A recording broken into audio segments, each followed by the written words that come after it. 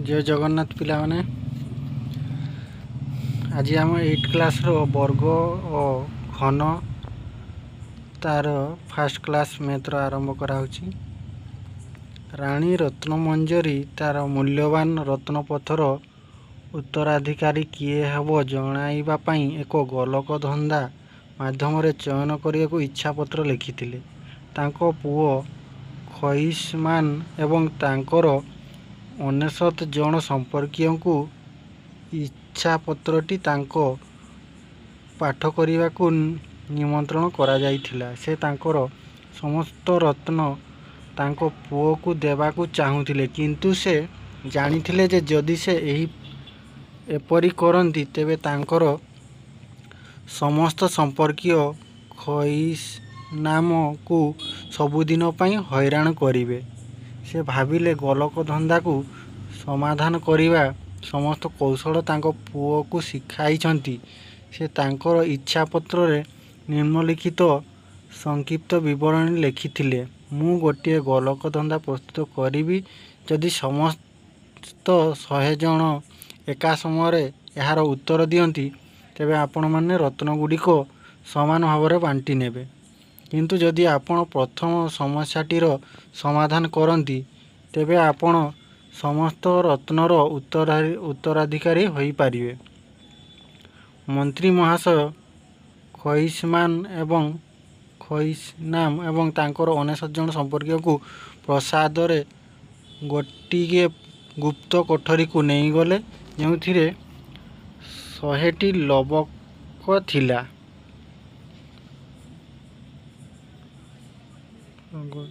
100टी लोकर थिला। मंत्री बुझाइले प्रत्येक व्यक्ति को 1 ରୁ 100 मध्य एक संख्या दि जाइछि। प्रथम व्यक्ति प्रत्येक लोकर खोलती, द्वितीय व्यक्ति प्रत्येक व्यक्ति लोकर को खोला थिले बंद करती, बंद थिले खोला करती। कौन खुला करो हाँ कोई दे छोटा द्वितीय व्यक्ति प्रत्येक द्वितीय गोलक को खोला थिले बंद करती बा बंद थिले खोला करती। तृतीय व्यक्ति प्रत्येक तृतीय लोकर को खोला थिले बंद करती और बंद थिले खोला करती। तृतीय षष्ठ नवम यही क्रम रे चतुर्थ व्यक्ति प्रत्येक चतुर्थ लोकर खोला थिले बंद करती और बंद थिले खोलाती। चतुर्थ अष्टम द्वादश यही क्रम रे ए प्रक्रिया समस्त 100 जन को पाड़ी आसवा पर्यंत चलो। शेष केवल किछि लोक खोला रहिबो। खोली थिबा लोकर गुड़िक ही सुरक्षित थिबा रत्नपथर कोड जना पड़िबो। प्रक्रिया आरंभ हेबा पूर्व खइसनाम जानी पारिले जे शेष रे केउ लोकर गुड़िक खोला रहिबो। से किपरि जानी पारिले? सूचना प्रत्येक लोकर केतेक थर खोला बा बंद होइछि तुमे खोजी बाहर कर। स्वाभाविक संख्या गुड़िकर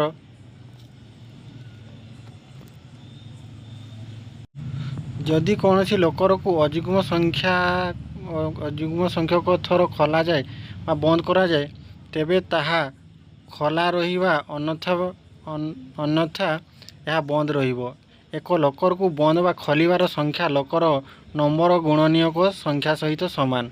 उदाहरण स्वरूप लोकर 6 पाई प्रथम व्यक्ति यहाँ खोलती, द्वितीय व्यक्ति यहाँ बंद करती, तृतीय व्यक्ति यहाँ खोलती और षष्ठ व्यक्ति यहाँ बंद करती। 1 2 3 6 प्रत्येक 6 थर खोलिबार गुणनीयक कहले गुणनीयक धरा जाऊ 6 गोटे गुणनीयक धरा जाऊ यहाँ आम 6टा केमती गुणन कले आमर 6 हम। धरा जाऊ 1 गुणन 6 समान 6 सेमती 2 गुणन 3 समान 6 सेमती आमर है केतरा 1टा गुटे 6टा गुटे 2टा गुटे 3टा गुटे एगा है 6 गुणनीयक। सेमती से कहला जे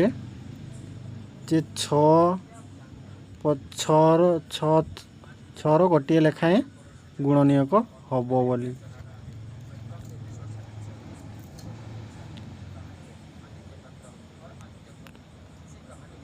ଯଦି ଯଦି ଗୁଣନୀୟକ ସଂଖ୍ୟା ଯୁଗ୍ମ ତେବେ ଲକରକୁ ଏକ ଯୁଗ୍ମ ସଂଖ୍ୟକ ଗୋଲକ ଦ୍ୱାରା ଖୋଲିବା ବା ବନ୍ଦ କରିହେବ ଏବଂ ଶେଷରେ ଏହା ବନ୍ଦ ରହିବ। ମନେ ରଖ ଗୋଟିଏ ସଂଖ୍ୟାର ପ୍ରତ୍ୟେକ ଗୁଣନୀୟକ ଏକ ସହଭାଗୀ ଗୁଣନୀୟକ ଥାଏ। ଯେଉଁ ଦୁଇଟି ଗୁଣଫଳ ସଂଖ୍ୟାଟି ସହିତ ସମାନ ହୋଇଥାଏ ଏଠାରେ ଗୋଟିଏ ସହଭାଗୀ ଗୁଣନୀୟକ ଯୋଡ଼ି ହେଲା 1 ସେହିପରି ଅନ୍ୟ ଏକ ଯୋଡ଼ି ହେଉଛି 2 ଆଉ 3। ପ୍ରତ୍ୟେକ ସଂଖ୍ୟାର ଯୁଗ୍ମ ସଂଖ୍ୟକ ଗୁଣନୀୟକ ଥାଏ କି? ଯେମିତି ଧରାଯାଉ 1 ଗୁଣନ 1 ଏଇଠି ଦେଖ 1 ଗୁଣନ 1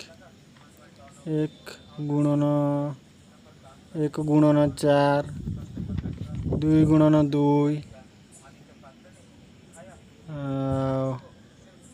1 ଗୁଣନ 9ର ସେମିତି 9ର ଏଇଟା 4ର ଗୁଣନୀୟକ 6ର ଗୁଣନୀୟକ ଏଠି ଆମର 9ର ଗୁଣନୀୟକ। କେତେକ କ୍ଷେତ୍ରରେ ଆମେ ଲକ୍ଷ୍ୟ କଲେ ଯେ 2 ଗୁଣନ 2 ଭଳି ଯୋଡ଼ିରେ ଥିବା ସଂଖ୍ୟା ଗୁଡ଼ିକ ସମାନ। ଉପରୋକ୍ତ ତଥ୍ୟକୁ ଆଧାର କରି ତୁମେ ଅଯୁଗ୍ମ ସଂଖ୍ୟାର ଗୁଣନୀୟକ ଥିବା ଅଧିକ କିଛି ସଂଖ୍ୟା ପାଇବ କି? ଉଦାହରଣ ସ୍ୱରୂପ 36ର ଏକ ଗୁଣନୀୟକ ଯଦି 6 ଗୁଣନ 6 ଅଛି ଯେଉଁଠାରେ ଉଭୟ ସଂଖ୍ୟା 6 ଅଟେ ଏହି ସଂଖ୍ୟାର ଅଯୁଗ୍ମ ସଂଖ୍ୟା ଗୁଣନୀୟକ ଅଛି କି? ଯଦି 6 ବ୍ୟତୀତ 3ରେ ପ୍ରତ୍ୟେକ ଗୁଣନୀୟକର ଏକ ଭିନ୍ନ ସହଯୋଗୀ ଗୁଣନୀୟକ ଅଛି ତେବେ ଆମେ ନିଶ୍ଚୟ ହୋଇପାରିବା ଯେ 36ରେ ଏକ ଅଯୁଗ୍ମ ସଂଖ୍ୟା ଗୁଣନୀୟକ ଅଛି। ଏହାର ସତ୍ୟତାକୁ ପରୀକ୍ଷା କର। ଅତଏବ ନିମ୍ନଲିଖିତ ସମସ୍ତ ସଂଖ୍ୟାର ଏକ ଅଯୁଗ୍ମ ସଂଖ୍ୟା ଗୁଣନୀୟକ ଅଛି ଯେମିତି 1 ଗୁଣନ 1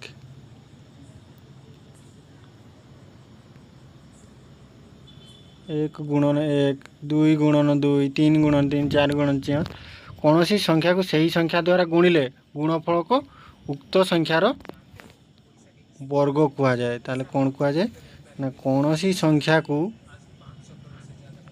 ସଂଖ୍ୟାକୁ ଯେମିତି ଧରାଯାଉ 1 ଗୁଣନ 1 2 ଗୁଣନ 2 3 ଗୁଣନ 3 4 ଗୁଣନ 4 କୌଣସି ସଂଖ୍ୟାକୁ ସେହି ସଂଖ୍ୟା ଦ୍ୱାରା ଗୁଣିଲେ ଗୁଣଫଳକୁ ଉକ୍ତ ସଂଖ୍ୟାର ବର୍ଗ ବା ବର୍ଗ ସଂଖ୍ୟା କୁହାଯାଏ।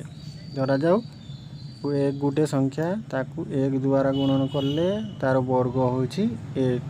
ଏମିତି 2 ଗୋଟେ ସଂଖ୍ୟା 2କୁ 2 ଦ୍ୱାରା ଗୁଣନ କଲେ ହେଉଛି 4 4 ଗୋଟେ ହେଉଛି ବର୍ଗ ସଂଖ୍ୟା 1 ଗୋଟେ ବର୍ଗ ସଂଖ୍ୟା 4 ଗୋଟେ ବର୍ଗ ସଂଖ୍ୟା। କୌଣସି ସଂଖ୍ୟାକୁ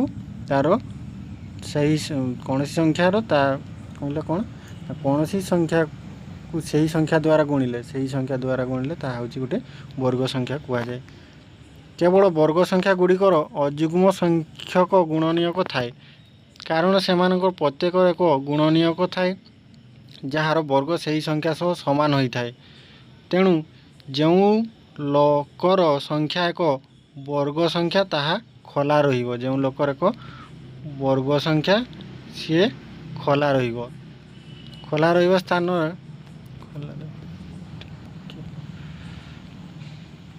ସ୍ୱାଭାବିକ ସଂଖ୍ୟା ଗୁଡ଼ିକର ବର୍ଗ ପୂର୍ଣ୍ଣବର୍ଗ 4 ନମ୍ବର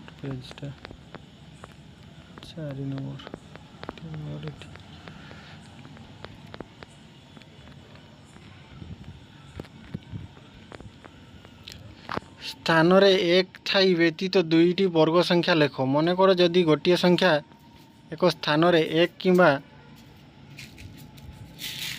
ନଥାଏ ତେବେ ତାହା ଖୋଲା ଲୋକର ସଂଖ୍ୟା ଗୁଡ଼ିକ ଲେଖ। କହିସିନା ସଙ୍ଗେ ସଙ୍ଗେ ଏହି 10ଟି ଲୋକରୁ ଶବ୍ଦ ସୂଚନା ସଂଗ୍ରହ କଲେ ଓ ବୁଝିପାରିଲେ ଠିକ୍ 2 ଥର ଛୁଆ ଖୋଲା ଯାଇଥିବା ପ୍ରଥମ 5ଟି ଲୋକର ସଂଖ୍ୟାର ନାମ କୁହ। କେଉଁଗୁଡ଼ିକ ଏହି 5ଟି ଲୋକର ବର୍ଗ ସଂଖ୍ୟା 1 4 9 16 ଭଳି ସଂଖ୍ୟା ଗୁଡ଼ିକ କାହିଁକି ବର୍ଗ ସଂଖ୍ୟା କୁହାଯାଏ? ଆମେ ଜାଣୁ ଯେ ଏକ ବର୍ଗରେ ଏକ ବର୍ଗ କ୍ଷେତ୍ରର କ୍ଷେତ୍ରଫଳ ଧରାଯାଉ ଗୋଟେ ବର୍ଗ ଚିତ୍ର ଏଇଟା ହେଲା ଗୋଟେ ବର୍ଗ ଚିତ୍ର ହେଲା। ଏଇଟା ହେଲା ଗୋଟେ ବର୍ଗ ଚିତ୍ର। ତାର ଏପଟେ 2 ସେମି ଏପଟେ 2 ସେମି। ତାହେଲେ 2 ଗୁଣନ 2 କଲେ ଆମର କେତେ ଆସିବ 4। ତାହେଲେ ଏଠି କ'ଣ କହିଲା ନା ଗୋଟିଏ ବର୍ଗ ଏକ ବର୍ଗରେ ଏକ ବର୍ଗ କ୍ଷେତ୍ରର କ୍ଷେତ୍ରଫଳ ଥିବା ମୋଟ ବର୍ଗ ଏକକ ସଂଖ୍ୟା ଏହାକୁ ବାହୁ ଦ୍ୱାରା ଗୁଣ ଅଟେ। ମାନେ ବାହୁ ଗୁଣନ ବାହୁ ବର୍ଗ କ୍ଷେତ୍ରର କ୍ଷେତ୍ରଫଳ। ନିମ୍ନ ସାରଣୀରେ ବିଭିନ୍ନ ବାହୁ ବିଶିଷ୍ଟ ବର୍ଗର କ୍ଷେତ୍ରଫଳ ଦିଆଯାଇଛି। ବାହୁର ଦୈର୍ଘ୍ୟ ଯେମିତି 1 ରହୁଛି ଗୋଟେ ବାହୁର ଦୈର୍ଘ୍ୟ 1 ଗୁଣନ 1 ବର୍ଗ ଏକକ, 2 ଗୁଣନ 2 ବର୍ଗ ଏକକ, 3 ଗୁଣନ 3 ବର୍ଗ ଏକକ, 4 ଗୁଣନ 4 ବର୍ଗ ଏକକ, 5 ଗୁଣନ 5 25 ବର୍ଗ ଏକକ, 6 ଗୁଣନ 6 36 ବର୍ଗ ଏକକ। ଆମେ ବର୍ଗ ପାଇଁ ନିମ୍ନଲିଖିତ ସୂଚନା ବ୍ୟବହାର କରିଥାଉ। ଯେମିତି 1 ଗୁଣନ 1 1 ର ସ୍କୋୟାର 1, 2 ଗୁଣନ 2 2 ର ସ୍କୋୟାର 4, 3 ଗୁଣନ 3 3 ର ସ୍କୋୟାର 6 9, 4 ଗୁଣନ 4 4 ର ସ୍କୋୟାର ହେଉଛି 4 ବର୍ଗ ହେଉଛି କେତେ 16, 5 ଗୁଣନ 5 5 ର ବର୍ଗ 25। ସାଧାରଣତଃ କୌଣସି ସଂଖ୍ୟା n ପାଇଁ ଆମେ n ଗୁଣନ n ର ବର୍ଗ ଲେଖିଥାଉ। ଏହାକୁ n ର ବର୍ଗ ଭାବରେ ପଢ଼ିଥାଉ। ଆମେ କ'ଣ 3/5 କିମ୍ବା 2.5 ଏକକ ବାହୁ ବିଶିଷ୍ଟ ଏକ ବର୍ଗ ପାଇପାରିବା କି? ଏହି ବର୍ଗ କ୍ଷେତ୍ରର କ୍ଷେତ୍ରଫଳ 3/5 ର ବର୍ଗ ବା 3/5 ଗୁଣନ 3/5 ସମାନ 3 ଗୁଣନ 3 ହେଲା 3 ଗୁଣନ 3 ହେଲା 3 ଗୁଣନ 3 ସମାନ 9। ସେମିତି 5 ଗୁଣନ 5 ହେଲା 25। କେତେ ହେଲା ବର୍ଗ ଏକକ। ସେମିତି 2.5 ର ବର୍ଗ କଲେ 2.5 ଗୁଣ 2.5 କଲେ 6.25 ବର୍ଗ ଏକକ। ସ୍ୱାଭାବିକ ସଂଖ୍ୟା ଗୁଡ଼ିକ ବର୍ଗକୁ ପୂର୍ଣ୍ଣବର୍ଗ ସଂଖ୍ୟା କୁହାଯାଏ। 1 4 9 16 25 ହେଉଛନ୍ତି ପୂର୍ଣ୍ଣବର୍ଗ ସଂଖ୍ୟା। ଉଦାହରଣ ପୂର୍ଣ୍ଣବର୍ଗ ସଂଖ୍ୟା ସମ୍ବନ୍ଧୀୟ ସୂଚନା ଓ ଧର୍ମ। ପ୍ରଥମ 30ଟି ସ୍ୱାଭାବିକ ସଂଖ୍ୟାର ବର୍ଗ ନିର୍ଣ୍ଣୟ କରି ନିମ୍ନ ସାରଣୀଟିକୁ ପୂରଣ କର। ଯେମିତି 1 ର ବର୍ଗ କରି 1, 2 ର ବର୍ଗ 4, 3 ର ବର୍ଗ 9, 4 ର ବର୍ଗ 16, 5 ର ବର୍ଗ 25, 6 ର ବର୍ଗ 36, 6 ର ବର୍ଗ 36, 6 ର ବର୍ଗ ହେଉଛି 36, 7 ର ବର୍ଗ 39, 8 ର ବର୍ଗ 64, 9 ର ବର୍ଗ 81, 10 ର ବର୍ଗ 100। ସେମିତି 11 ର ବର୍ଗ 121। ଏମିତି 12 ର ବର୍ଗ ହେଲା 12 ର ବର୍ଗ 144, 13 ର ବର୍ଗ 1 6 9। ସେମିତି କରିକି କମ୍ପ୍ଲିଟ୍ କରିବ। ଏଇଟା ଗୁଣନ କରିକି କରିବ। ତୁମେ ଏଠାରେ ଯେଉଁ ପ୍ରକାର ସଂରଚନା ଲକ୍ଷ୍ୟ କରୁଛ ଅନ୍ୟମାନଙ୍କ ସହିତ ଆଲୋଚନା କର ଅନୁମାନ କର ଛାଡ଼। ଉଦାହରଣ ସାରଣୀରେ ଥିବା ବର୍ଗ ଗୁଡ଼ିକୁ ଲକ୍ଷ୍ୟ କର। ସେହି ସଂଖ୍ୟା ଗୁଡ଼ିକ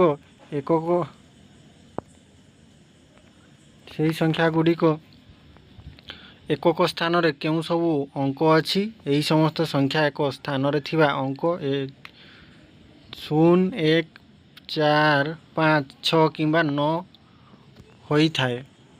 2 3 7 କିମ୍ବା 8 କାହାର ବି ଏକକ ସ୍ଥାନର ଅଙ୍କ ହୋଇଥାଏ। ଯଦି ଧରାଯାଉ 0 କିମ୍ବା 1 4 5 6 କିମ୍ବା 9, 2 7 3 କିମ୍ବା 8 ଏଭଳି ବର୍ଗ କାହାର ଏକକ ସ୍ଥାନରେ 0 1 4 8 4 5 6 କିମ୍ବା 9 ଥିଲେ ପ୍ରତ୍ୟେକ କ୍ଷେତ୍ରରେ ସଂଖ୍ୟାଟିକୁ ପୂର୍ଣ୍ଣ ବର୍ଗ ସଂଖ୍ୟା ହୋଇଥାଏ କି?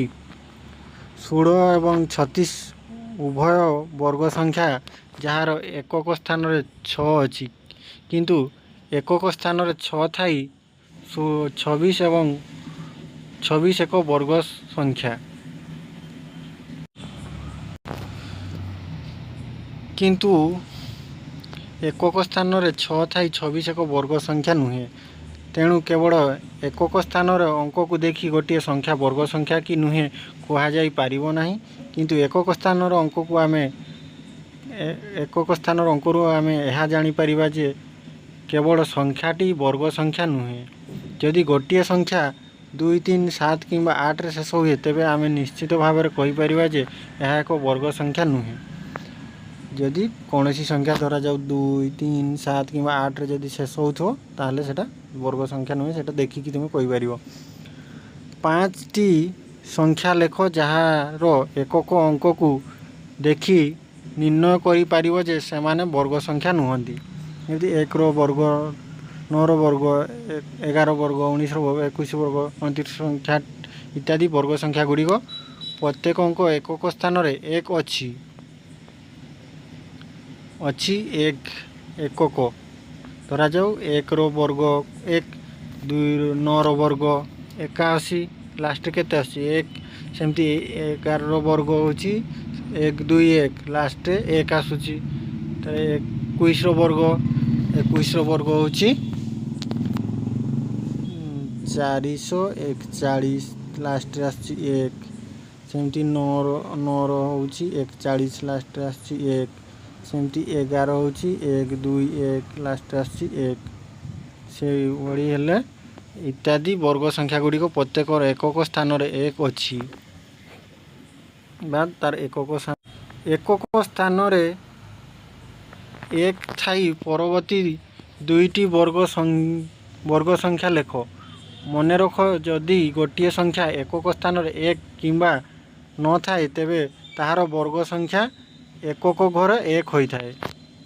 ଯେମିତି ଆସ 6ରେ ଶେଷ ହେଉଥିବା ବର୍ଗ ସଂଖ୍ୟା ଗୁଡ଼ିକ ବିଚାର କରିବା। ଯେମିତି 1, 6, 4ର ସ୍କୋୟାର ମାନେ 4ର ବର୍ଗ ହେଲା 16, 6ର ବର୍ଗ 36, 14ର ବର୍ଗ 196, 16ର ବର୍ଗ 256, ସେମିତି 24 ବର୍ଗ 576, 26ର ବର୍ଗ 667। ଯେଉଁଗୁଡ଼ିକର ବର୍ଗ ସଂଖ୍ୟା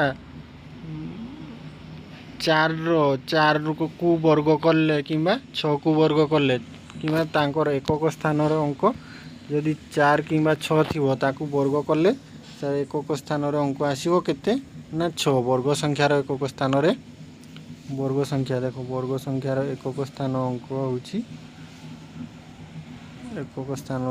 ସଂଖ୍ୟା ହେଉଛି 6। ନିମ୍ନଲିଖିତ ସଂଖ୍ୟାମାନଙ୍କ ମଧ୍ୟରୁ କେଉଁଗୁଡ଼ିକ ଏକକ ସ୍ଥାନରେ 6 ରହିବ? ଏହା ଗୁଣନ କରିବ। 38କୁ ବର୍ଗ କରିକି ଦେଖିବ, ଆଉ 34 ବର୍ଗ କରି ଦେଖିବ କାହାର ଏକକ ସ୍ଥାନରେ 6 ରହୁଛି। ପୂର୍ବରୁ ତୁମେ ପୂରଣ କରିଥିବା ସାରଣୀୟ ସଂଖ୍ୟା ଏବଂ ସେମାନଙ୍କ ବର୍ଗ ଗୁଡ଼ିକ ଲକ୍ଷ୍ୟ କରି ଏହିପରି ଅଧିକ ସଂଖ୍ୟା ଲେଖ। ନିମ୍ନଲିଖିତ ସଂଖ୍ୟା ଓ ସେମାନଙ୍କର ବର୍ଗ ଗୁଡ଼ିକ ବିଚାର କର। ଆମର ଗୋଟିଏ ଶୂନ୍ୟ ଅଛି। ଏଇଠି 10କୁ ବର୍ଗ କଲେ ତାର ବର୍ଗ ସଂଖ୍ୟା ହେଉଛି 100। ଏଠି 1 ଥିଲା, ଏଠି ବର୍ଗ ସଂଖ୍ୟା କଲା ବେଳକୁ ତାର 2ଟା ଶୂନ ରହିଲା। ସେମିତି ତାପରେ ଅଛି 20, ଏଠି ବି ସେମିତି ଗୋଟେ ଶୂନ ଅଛି, ତାର ବର୍ଗ କଲା ବେଳକୁ ଆସିଲା 400। 4 ପରେ 2ଟା ଶୂନ, ଗୋଟେ ଶୂନ ଥିଲା, ତାକୁ ବର୍ଗ କଲା ବେଳକୁ 2ଟା ଶୂନ ବଢ଼ୁଛି।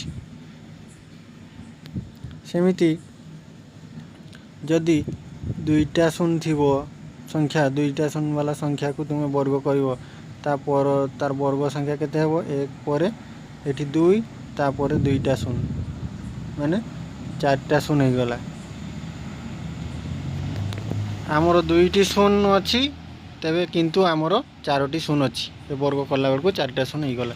ଯଦି ଗୋଟିଏ ସଂଖ୍ୟାର ଶେଷରେ 3ଟି ଶୂନ ଥାଏ, ତେବେ ତାର ବର୍ଗ ଶେଷରେ କେତୋଟି ଶୂନ ରହିବ ନା 3ର ବର୍ଗ ହେଇଯିବ। ଯଦି 1 ପରେ 3ଟି ଶୂନ ଅଛି, ତାକୁ ବର୍ଗ କଲେ ତା ବର୍ଗ ସଂଖ୍ୟା ହେଇଯିବ 1 ପରେ 2, 3 ଆଉ 3ଟା ଶୂନ ଏଡ୍ ହେବ। ତ ताले केतटा हो 6टा शून्य एकक एकक एकक संख्यार शेष शून्य मानक संख्या एवं तार वर्गर शेष शून्य मानक संख्या विषय तुम्हें कौन लक्ष्य करुच एपरी सब बेले होता है कि आमे कहि परिया कि वर्ग गुड़िक शेष केवल एक जुग्म संख्या शून्य रहिबो गोटे संख्या और तार वर्ग मध्य थिबा संपर्क विषय तुम्हें कौन कहि परिबो पूर्ण वर्ग संख्या एवं अजुग्म संख्या आस क्रमिक वर्ग गुड़िक मध्य रही पार्थक्य गुड़िक खोजा तुम्हें कौन लक्ष्य करुच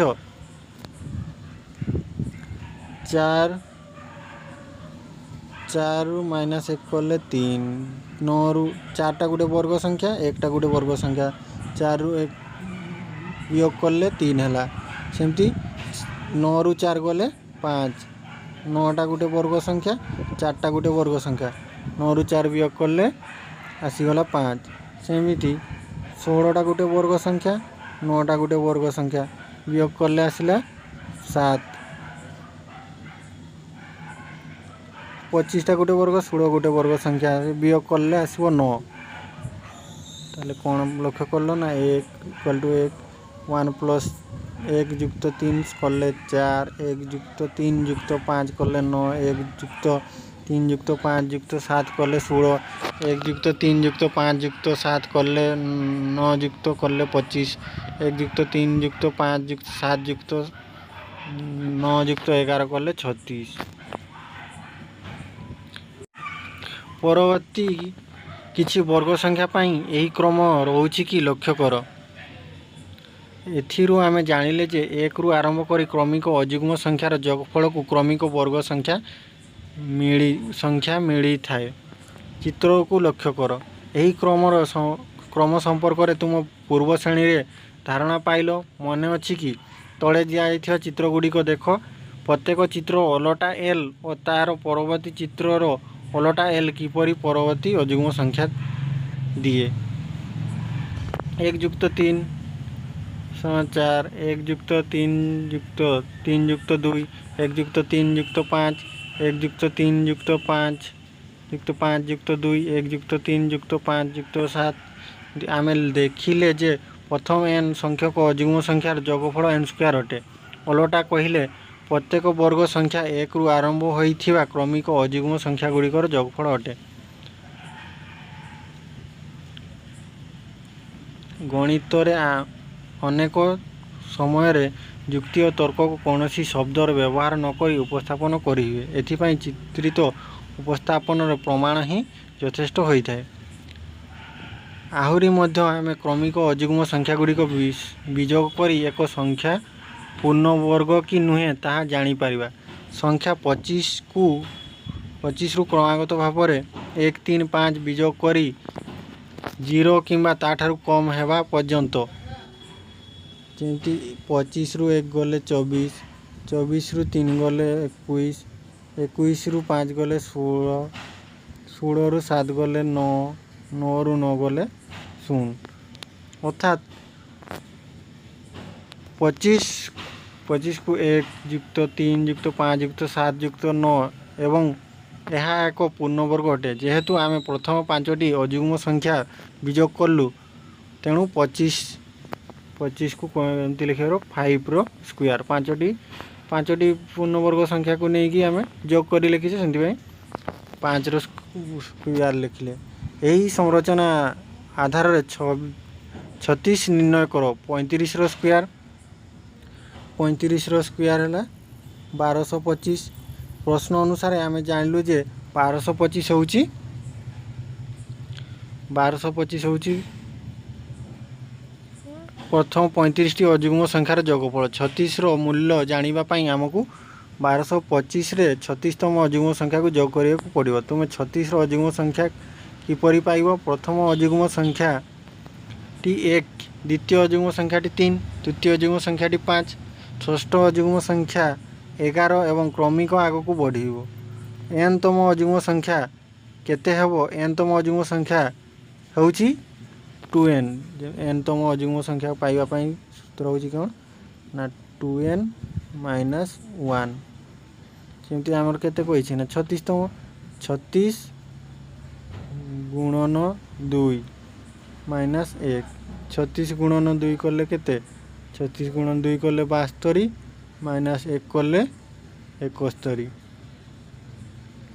ताले से 1275 रे 71 जोग कले आमे पाइबा 1296 पाइबा जहाँ हूँ 36 वर्ग ताले 36 वर्ग आमे केते पाइले 1296 वर्तमान एपरी गोटे संख्या नेबा जहाँ गोटे वर्ग संख्या होई नथिबो मने करा जाऊ 38 एवं एथिरु